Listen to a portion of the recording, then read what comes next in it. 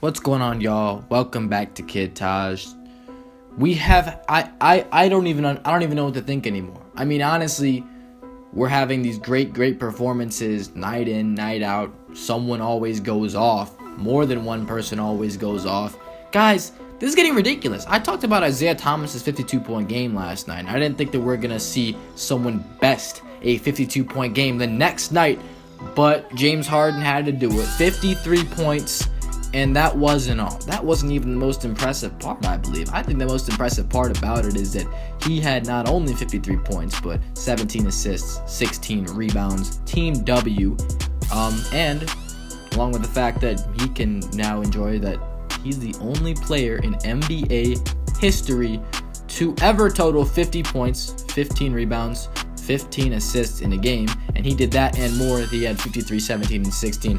Guys, what? This is absolutely insane. James Harden, I don't think anybody ever expected him to lead the league in assists ever. I mean, you look at him, how he came into the league. I'm not talking about like if you were thinking last year, oh, he could lead the league in assists. I'm talking about James Harden like in his rookie year or in his years in OKC. I guess he wasn't utilized as much as a playmaking player. But now that he's in Houston, now that he's like the point man, now that he's just running everything for them, he's able to do literally whatever he wants. And what he wants is, hella assists, shoot a bunch of threes, get W's. They're 26-9 around James Harden carrying them. Dwight Howard has to feel salty in mediocre Atlanta right now, even though I made a video about Dwight Howard being a perfect fit. After that, it all went downhill. I guess I jinxed you, big fella. Anyway, James Harden has been absolutely stellar this season, easily having the best season of his career, averaging around 28, 12, and 8. Guys, that's uncanny. I mean, if you're averaging 28 points, 12 assists, 8 rebounds, more or less, those numbers, you're shooting efficient from the field and the three-point line and, of course, the free throw line, and you're leading your team, who you don't really have a lot of other great players. I mean, there's no other stars on that team. Ryan Anderson's a great shooter. Trevor Ariza is a good 3-and-D player. Eric Gordon's a great spark off the bench. He's a guy that can knock down deep shots. Clint Capella, he's injured right now, and it hasn't seemed to matter one bit because Montrezl Harrell has been an absolute stud for them coming off the bench. In the absence of Clint Capella, he's gotten a lot more minutes. But you take a look at Harden's situation. He doesn't have a lot of guys that are really up to par with him or simply a star caliber player. I mean, he doesn't have any of those guys. I mean, Patrick Beverley's a lockdown defensive player. Eric Gordon's a great shooter off the bench. Ariza 3-and-D. Anderson is a sniper. I mean, you got guys that have their roles. They're all role players. I mean, you look at they're not bad players, but they're all role players. James Harden isn't a role player. James Harden is an absolute stud that does literally everything for this offense. He runs the offense. I saw something that said he was responsible for 95 points of Houston's total. He was responsible for 95 points. Like, he has scored or assisted on 95 points is what I should be saying. James Harden is absolutely ridiculous. I mean, this doesn't even make any sense how this is even possible. Also tied Wilt Chamberlain for most points in a triple-double game.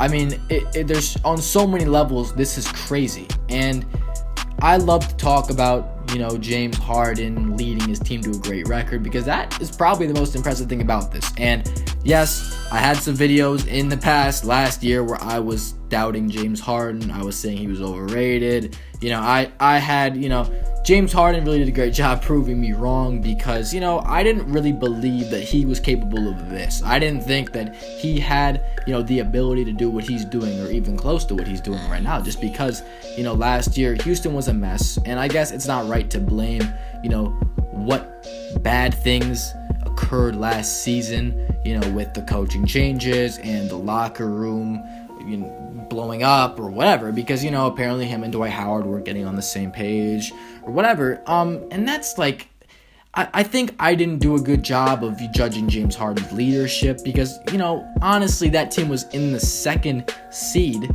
the year before that. James Harden had what probably should have been an MVP season. I've been having this conversation with people talking about the 2014-15 MVP award and how James Harden definitely should have won it instead of Steph Curry. His numbers were tremendous. They were much better, and he didn't have nearly the amount of help that Steph Curry had, but still wasn't able to win that award. And they were a second seed. I mean, they were a winning team.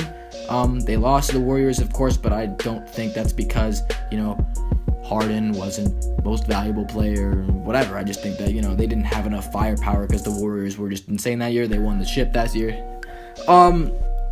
But yeah, I mean, that's just what's going to happen. If you have a great team, I don't like that philosophy, really, because you talk about a guy like Steph Curry that year, you're like, well, he's the best player on the best team, we'll just give him the award. When guys were really carrying.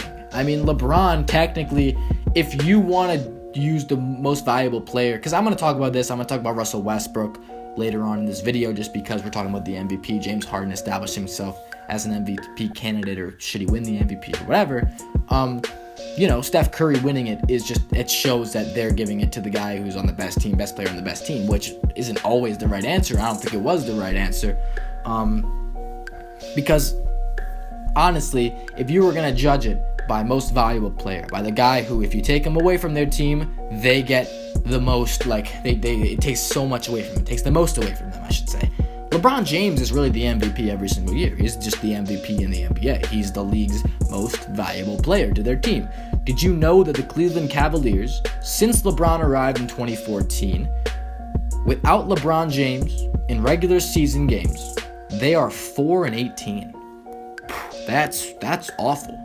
A 4-18 record. If they played to the pace of 4 of 18, if a team plays to the pace of 4 of 18 in an 82-game season, they would be the worst team in the NBA this year. A 4-18 record is worse than any record in the NBA this year. And now with LeBron on that team, they're the best team in the East, arguably the best team in the NBA. Just because, they beat the Warriors. I think they're the best team in the league personally. They just got the most fire. I don't know if I would say they have the most firepower, but they got LeBron. And without LeBron, they don't have a lot. This is a reason why I judge Kyrie Irving's leadership in general, is just because, you take him away, you take LeBron away from the Cavs. The Cavs still they're not a playoff team. I don't think. Maybe if you let them alone for a season, you would Kyrie and Caleb figure things out. Maybe they can make the playoffs, but they definitely wouldn't be a top 4 seed to get that home court advantage. Now we're going to talk about the MVPs, like I said before about Russell Westbrook. It's impossible to ignore what Westbrook's doing. And it's impossible to, have this idea in my head. I'm just thinking about this. This is crazy that we have 2 guys in the NBA this year doing amazing things. There should only be one guy doing stuff like this. An MVP, we have 2 MVPs. I mean, these guys are absolutely ridiculous. Russell Westbrook averaging 30 points and a triple-double, which is even more impressive. Averaging a triple-double, that's absolutely unheard of in today's NBA. And he's doing that, and he's been absolutely dominant. His team's still a playoff team, but they're not nearly as good as the Rockets. The Rockets are absolutely fantastic, and James Harden has done his thing. And that's why I'm having trouble with this. Who is better? I mean, maybe some of you guys in the comments have an obvious answer. Maybe some of you are like, oh, it's definitely Westbrook. What do you mean? It's not Harden. Oh, and then, some other guys probably gonna be like, Harden easily. Westbrook is inefficient, and he has to do all this stuff, and he just takes a lot of shots or whatever. You guys have your own criticisms. But to me, I can't really decide one, because, I feel like Harden's team is a little bit better than Westbrook's team. I do think he has more support, and the Rockets are actually pretty good when he's off the court. For the Thunder, it's not usually that way. When Westbrook's off the court, that team suffers, and I think that might, I don't think there's much more Westbrook can do, and I think that for that reason, I might have to give Westbrook an edge. But what Harden's doing is, oh my God, they're 26-9. Regardless of, Harden's team's a little bit better, that team shouldn't be 26-9. That team is really good, and it's because of James Harden. He's making that team. He's leading that team. I think he's a better leader than Russell Westbrook, to be honest with you. But Russell Westbrook, I think he's just got so much will to win. I think he just does a little bit more. James Harden is really that virtuoso point guard that sets up everybody, and that's a 3-point shooting team. They snipe you from everywhere. It's hard to compare. They're both similar in the fact that they're doing everything for their team. They're leading, they're getting triple doubles so much in 3 quarters. They're getting triple doubles like it's nothing. But yeah, let me know in the comments what you guys think. Who's the MVP? Who's deserving? Should it be co-MVPs? That would be crazy. I mean, I don't even know how that would work. People would probably be upset with that because you'd have to share one. But hey, I mean, if there's any year you're gonna have co-MVPs, this might be the year. Honestly, these 2 guys are so impressive. They're doing historic things. James Harden making NBA history. That's not something you see every day. That doesn't just happen. So yeah, if you guys enjoyed this video, let me know who you think the MVP is so far this season down below in the comment section. Like this shit up. Subscribe if you're new. I'm out. Thanks for watching, y'all. Peace.